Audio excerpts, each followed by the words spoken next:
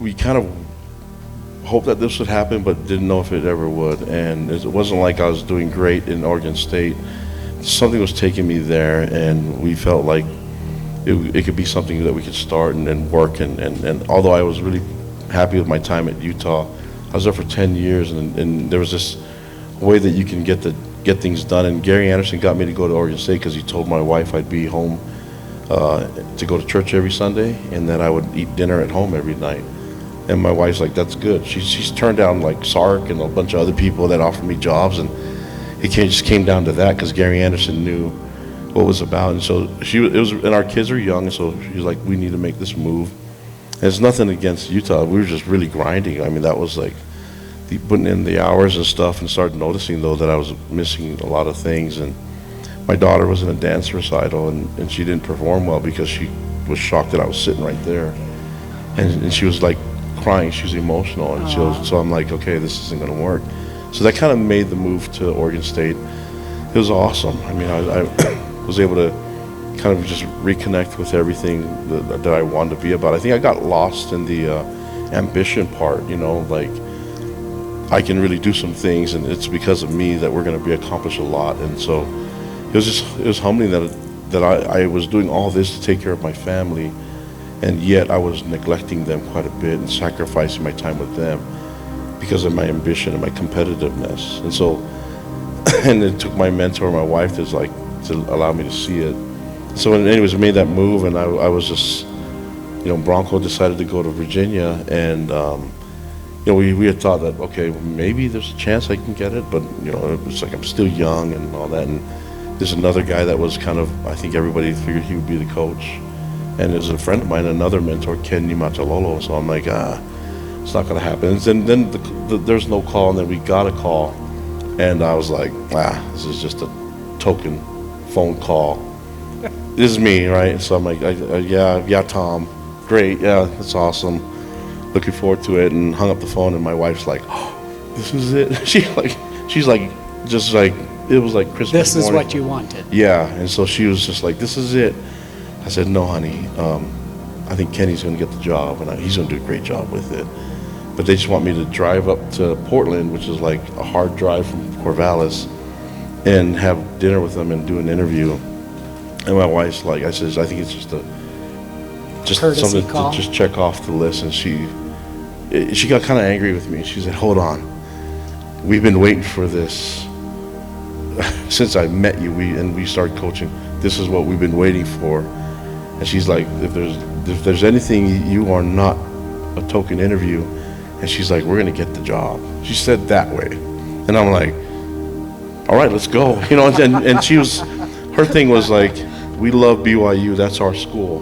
Let's give them all the advice that we know and all the info, because we know BYU, we met there, and let's just give them everything that we can, and let's just have a great experience. And it changed my mind from like a guaranteed job to like, I get a chance to talk about BYU football, and I get to like brag about what we love about that place. And it was a good moment. So she then took out some notes and started like, okay, let's do an interview. And she started grilling me in interviews like she was Tom Homo. And I'm like, nah, they're not gonna ask that. They're not gonna ask that. And she's like, just do it. And so we did it for hours, and I was getting tired. And I'm like, what's going on? She's like, we got to get this done. She's been planning for this for a while. I already shot myself down. Like, I didn't think I had a shot at doing this. And she was saying, this is your job. Like, this is yours. You're made for this, and we're going to show them why we're going to be the best ones. And so, Let's go, Timberly. Yeah, we did this for Let's go. hours, and then I asked to get some sleep. We got some rest, and we did it again all day. And I'm like, oh my gosh, like my wife should be the AD. You know what I mean? But she was on top of it, and it was really cool to connect and go back in time on how we felt when we were student athletes here, and how we felt being in the BYU Cougar family, and then how she felt as an outsider coming from Florida into Provo. Anyways, I'm driving up to Portland. She's giving me the interview still, and then at the end we say a quick prayer, and I'm about to go into this restaurant. She says, "You just have to say this part for me." And I'm like, oh, that sounds cheesy. And she's like, you just promise me that you say this. And she goes, you'll know when it's supposed to be. I said, okay. And so I go in there, and I think it's supposed to be an hour and a half. It ended up being like 3.5 hours long. It was like, yeah, and I made them pay. I ate a lot, and 2 desserts, all that stuff. I was drinking Coke, like Coke was sponsoring me back then too. So the first question Tom asked was the one that I thought he would never ask. And I was just... The Timberly coach. Yeah, John. and I was, but they, I think it was Tom and Brian were in the meeting, and I just remember just like, it was like a dream, everything. After every question, I didn't have to think about it. It was like, she's right, I've been thinking about this my whole life.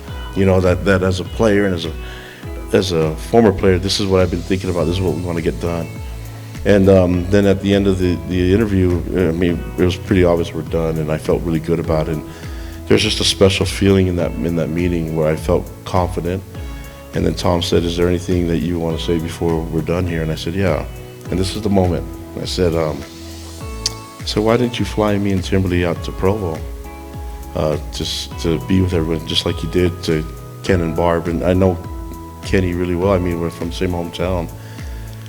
And you gave him a tour and you showed him all of BYU, and then why didn't you allow us to do that? And instead you met me here in Portland at a restaurant. And they said, well, you know, you and Timberly met BYU, you went to BYU, you guys grew up BYU fans, and you played there for the great Lavelle, so we knew that you already knew everything about BYU. And I said, and that's why you're gonna make me the head football coach. And this is what my wife told me to say that I thought was cheesy.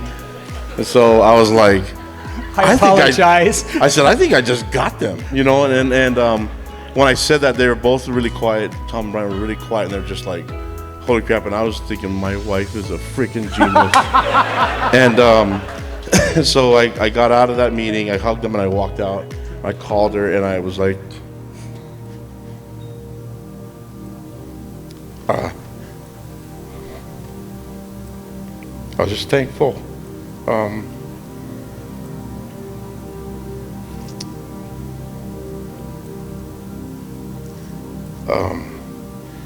You talked about how growing up and you kind of bottle things in, and so I think a lot of times we're really, really hard on ourselves, and we don't ever see ourselves. Even though you aim for it, you don't think yourself to be that accomplished or that you even qualify for something. And it took my best friend to remind me. And so I'm trying not to get too emotional, but like she is a genius, and her role in all of this is, if it weren't for her, I wouldn't be where I'm at. Doesn't care to be mentioned, doesn't care to be seen. The most humble person I've ever been around.